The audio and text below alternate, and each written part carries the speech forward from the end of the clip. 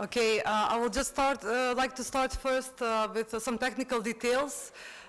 We have translation available in Romani, Albanian, Bosnian, Montenegrin, Serbian, Macedonian. So I would kindly ask you to take the handsets because people will speak in their own languages that they choose, and then use the channel that you need. And then I would like to present myself. My name is Sara Malici, and on behalf of Civil Rights Defenders, I would like to thank you for taking time to join us on our 8th Western Balkans Roma Summit. This morning, I will introduce speakers of the panel who will address with welcome remarks. We will hear first from John Stoffer. It's a Civil Rights Defenders Legal Director and Deputy Executive Director. He's joining us online from our Stockholm office. Unfortunately, due to other work, he was not being able to join us in person.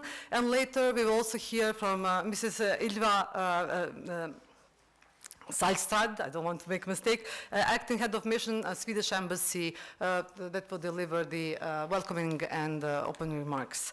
So, John, please, you hear us? You see us?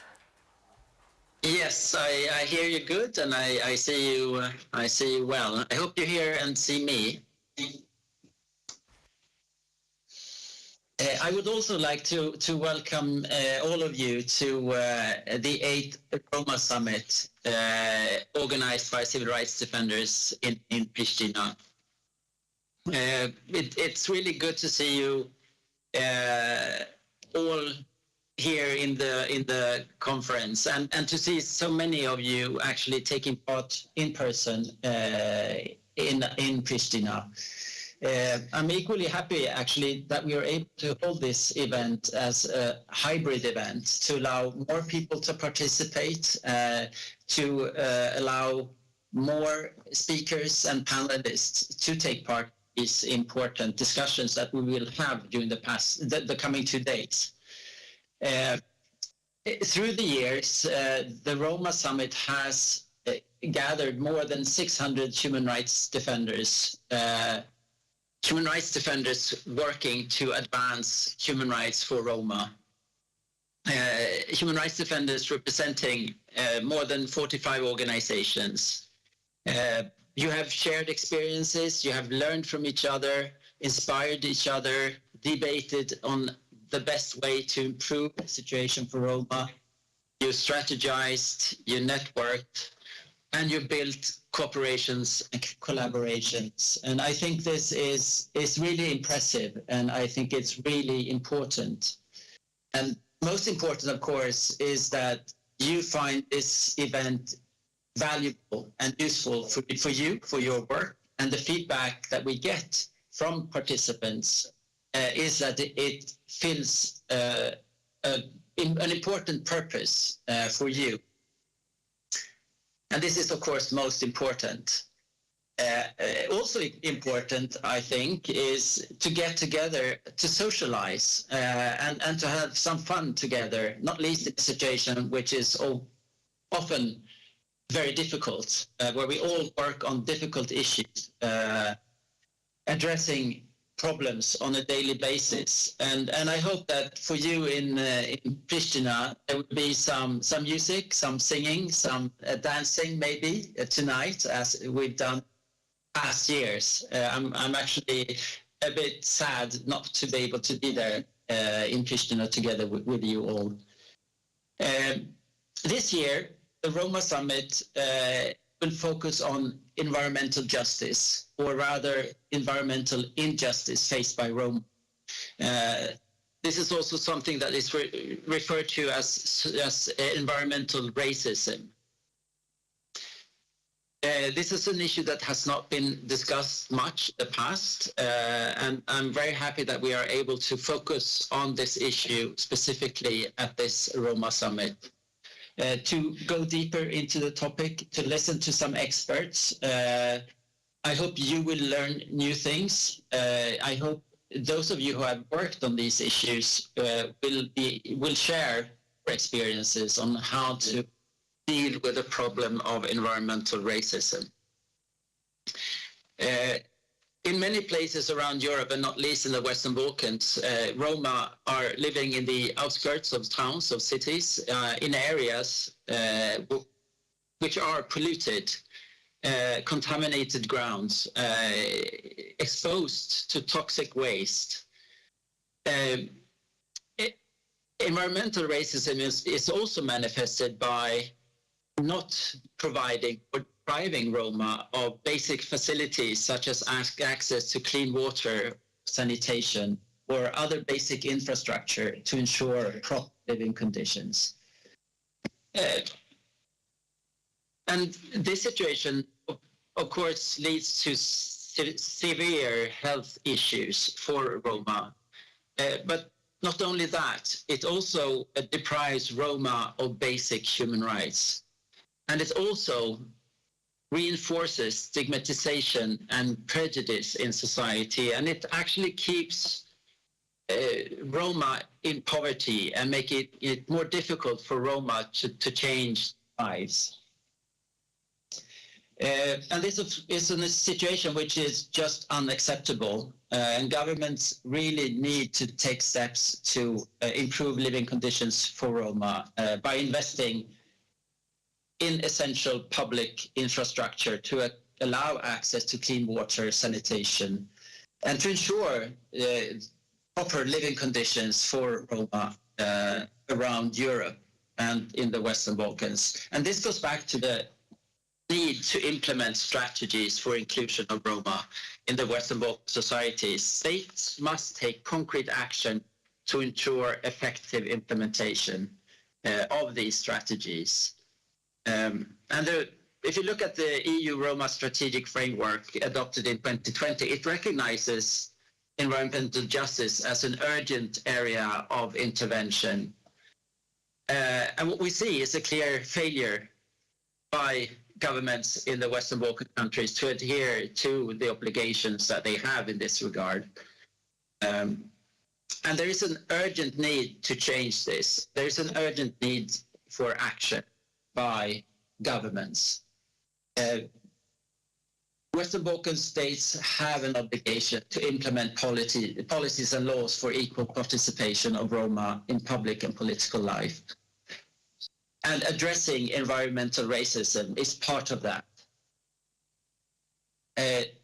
So an obligation on the governments, but also I think it's important to stress the need also for the European Union to ensure not only that laws and policies are in place, but that they are actually implemented.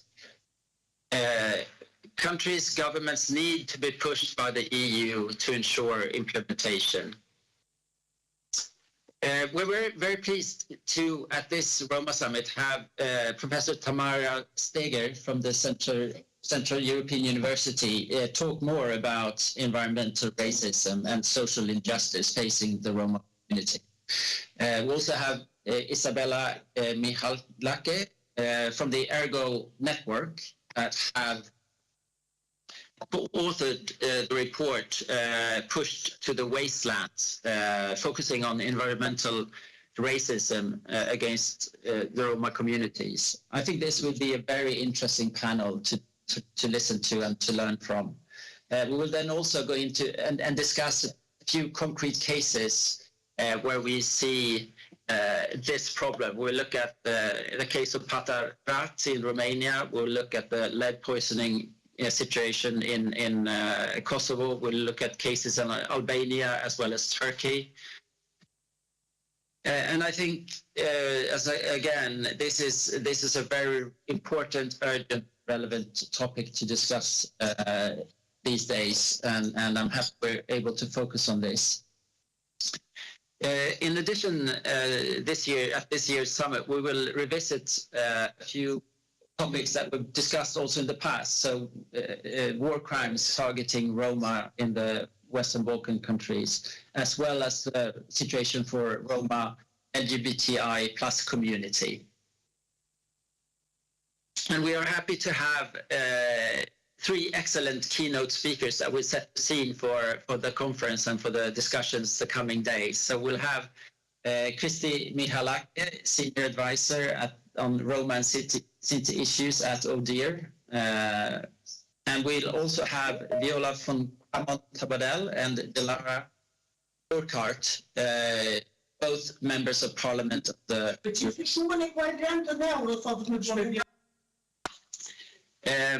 I also, before ending this brief introduction, I would just like to thank SIDA for making this Roma Summit possible. Their support is very valuable. And I would also like to thank Sarah and Gentian and the organizing team behind this conference. Great work by all of you. And then just finally to again say welcome to everyone in the room and everyone online. We will look forward to 2 days of very good discussions, of learning and of networking. So enjoy. Thank you. Thank you, John. Thank you. Now, the Swedish government has been one of the main supporters of the human rights, promoting and protecting human rights in Kosovo, and especially Roma, Ashkali, and Egyptian, the rights of Roma, Ashkali, Egyptian community in Kosovo. And in addition to that, as John said, SIDA and the embassy here was a great supporter of the Western Balkans Roma Summit since its established in 2015. Therefore, we would like to call on the floor Mrs. Ylva Salstrad, acting head of mission for the Swedish embassy, to just provide some welcoming remarks. Thank you.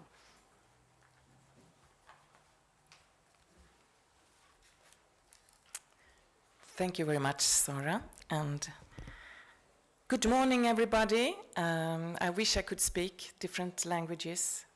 I guess that you all here have different languages, but I say good morning, and I'm very happy to be here on behalf of the Swedish Embassy. Thank you, John and team, civil rights defenders, and thank you, participants, for being here today, this fantastic event of Roma Summit 2022. My name is Ylva, and I'm acting head of development cooperation, and I have my colleague here, Elmase Gashi, who will be here most of the day, and I will be here also listening part of the day. Well, it is a super important event, and I have understood that you will talk about environmental impact, which I will not say so much about, but this focus on inclusiveness, I think, is crucial. And your voices, your participants, dear participants, your voices are the crucial thing in an event like this. I could hear and see when I entered the room and in the beginning that you were hugging each other, you know each other, you have met before, many people of you, and that is a fantastic spirit that you, I guess, have together. And it's a key for big meetings like this. For me also, listening to all participants, making all voices heard, and possible actions forward, I guess, is three crucial things for an event like this. I would also like to read out loud, because I sometimes have to remember myself why we are doing this. So in the International Convention on Civil and Political Rights, Article 27, it states, "In those states in which ethnic, religious, or linguistic minorities exist, persons belonging to such minorities shall not be denied the right, in community with the other members of the group, to enjoy their own culture, or practice their own religion, or to use their own language." I think it's a crucial part to always remember. Sometimes I think myself that clustering people in groups are not so good, but of course it is important for statistics, and not the least to highlight discriminations and to make it visible. But we should not forget the individuals, of course. The individuals in the groups, and why the voices of them are very crucial for work together. I once went up to the northern part, well, many times I've been to the northern part here in Kosovo. So I just highlight some things here from Kosovo, as I live here since a year. I met a great person there called Nana Gassishan. I don't know if you are here. I'm trying to see, maybe you are online. Anyhow, Nana, she was somehow coordinating, or she is still coordinating the voices from southern Mitrovica. And I think she has a dance club for the moment, and is also having an own NGO. Anyhow, her voice, her drive for change seemed very crucial for improving the living area around southern Mitrovica.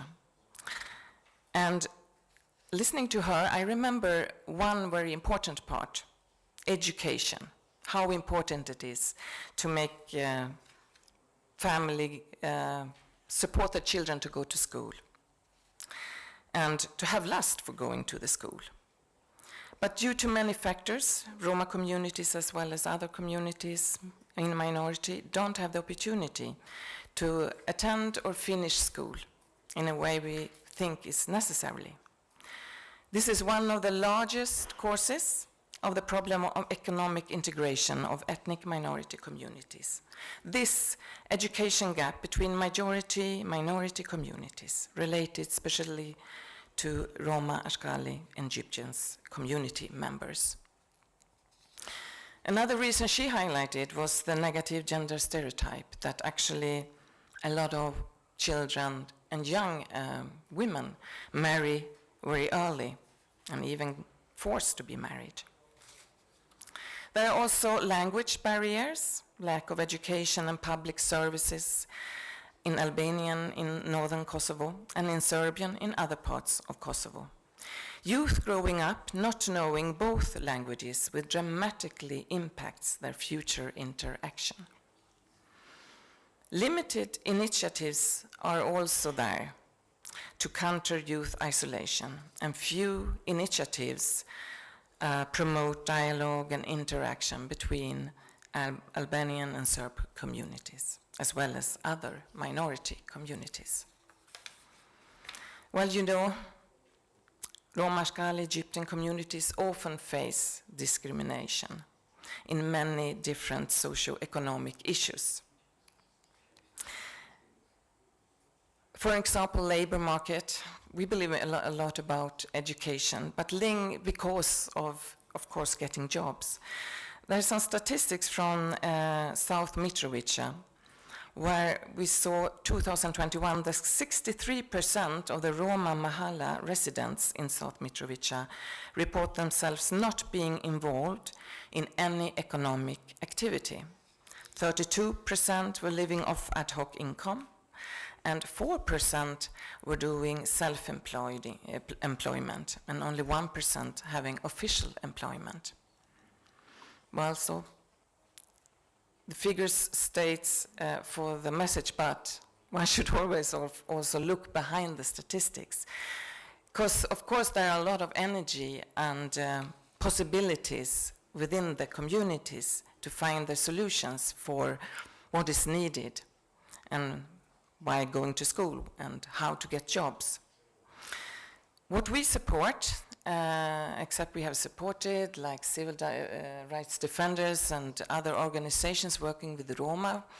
I'm, for example, also following up a UN Habitat program together with CBM here in Kosovo and Youth Initiative,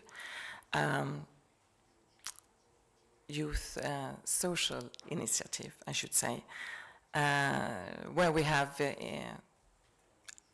contributions, reaching out and working together with Roma community.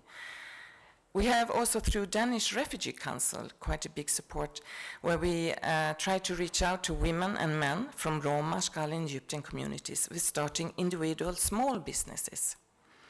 And this has shown to be quite successful but also very vulnerable because mostly we have supported initiatives like a project starting, for instance, a greenhouse or a small business, sewing or things like that.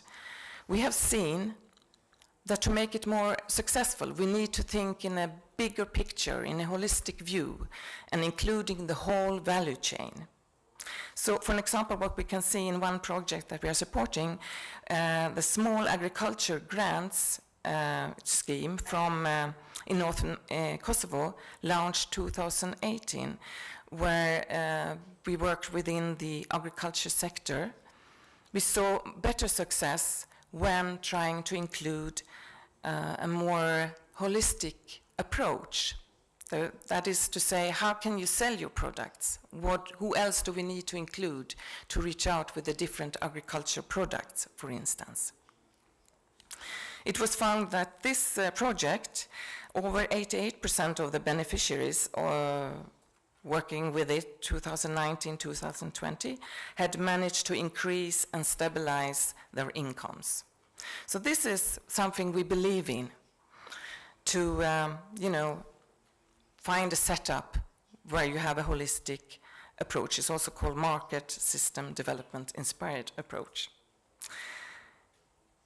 Responsibilities, we talked about the government here, yes, and the donor community. We should change our approach, we believe, together to assisting the Roma community.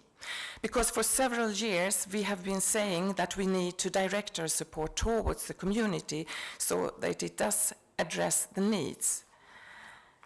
Interventions that are designed to only assist with basic humanitarian aid are not longer the solution, we believe.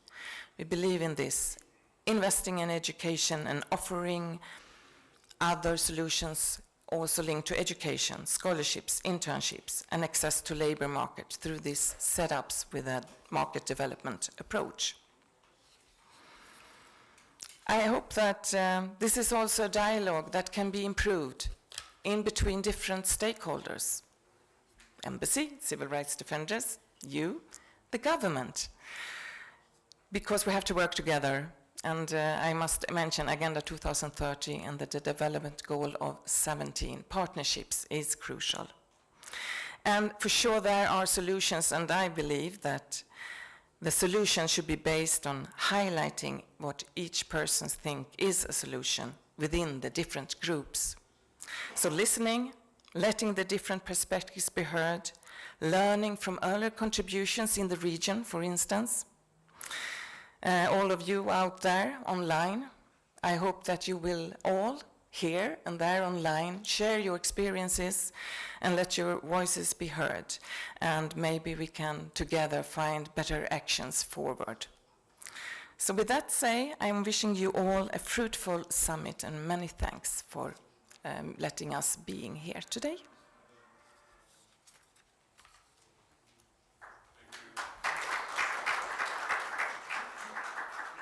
Thank you, Ylva. John mentioned that we had two videos. Unfortunately, Ms. MEP Dilara Burkhardt, she's in Egypt at COP27, so swamped with meetings and appointments, and she was not being able to send us a video, but we do have a video from Ms. Viola von Kramon Taubader, a member of the European Parliament. She was in the Parliament since 2019. Ms. von Kramon is member of a Committee of Foreign Affairs and a deputy chairperson of delegation of EU-Ukraine Association Parliamentary Committee. She's also standing rapporteur for Kosovo and very active in Kosovo, but also in the region, as all of us know. She sent us a video of her message to contribute to our discussions here and also as a support to Western Balkans Roma Summit. So maybe we will go with that. Gentian, can you please play it? Thank you. Dear colleagues and friends, thank you so much for your invitation, and especially thank you for your work, which is now more important than ever. There could be no better reminder than this summit of how long the road towards Roma equality and inclusion still is. This is the very reason why we need your active participation. Roma populations continue to face alarming levels of discrimination in employment, education and healthcare, and considerably worse living conditions than their neighbors. For instance, a very few preschool-aged Roma children attend kindergarten. In some EU member states, a large proportion of Roma children attend segregated school or classes where all or the majority of their classmates are Roma. Early school living is very high among Roma, above 70% in all surveyed EU countries. Segregated schooling is truly shameful and unethical. It is also nonsensical in economic terms. Roma represent a significant and growing proportion of this future workforce. Unless an inclusive education system gives them the right skills, Roma will be unable to fulfill their potential to counterbalance the aging of the workforce in many countries. Roma inclusion is not only a question of solidarity, it is also a key demographic and economic opportunity for Europe. We need to keep working together to make sure that all Roma people can have the same opportunities to enjoy the same quality living conditions as any other European citizens.